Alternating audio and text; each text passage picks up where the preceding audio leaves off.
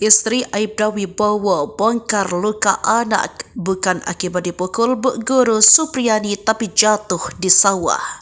Isteri Aibda Wibowo Hashim Nur Fitriana menjadi sorotan setelah anaknya diduga menjadi korban penganiayaan oleh seorang guru honorer Supriyani di Konawe Selatan, Sulawesi Tenggara.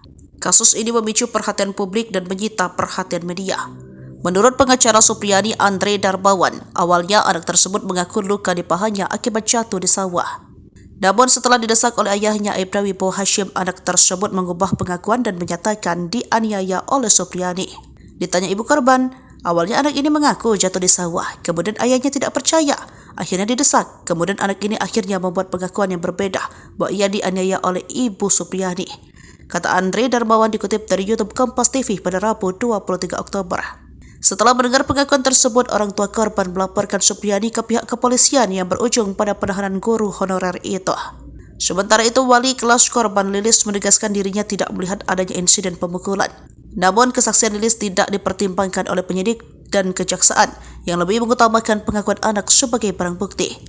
Pada proses mediasi, Nur Fitriana awalnya tidak memaafkan Supriyani. Namun setelah memberikan maaf, ia merasa tidak terima ketika mendengar Supriyani meminta maaf dengan tidak ikhlas. Hal ini mendorong Nur Fitriana dan suaminya untuk melanjutkan proses hukum. Fakta baru diungkapkan oleh Kepala Desa Wanua Raya Kabupaten Konawe Selatan Rukiman terkait kasus guru honorer Supriyani yang dituduh melakukan penganiayaan terhadap anak polisi. Sebagai informasi, ayah korban merupakan Kadit Intel Polsek Baitu Aibda Wibowo Hashim.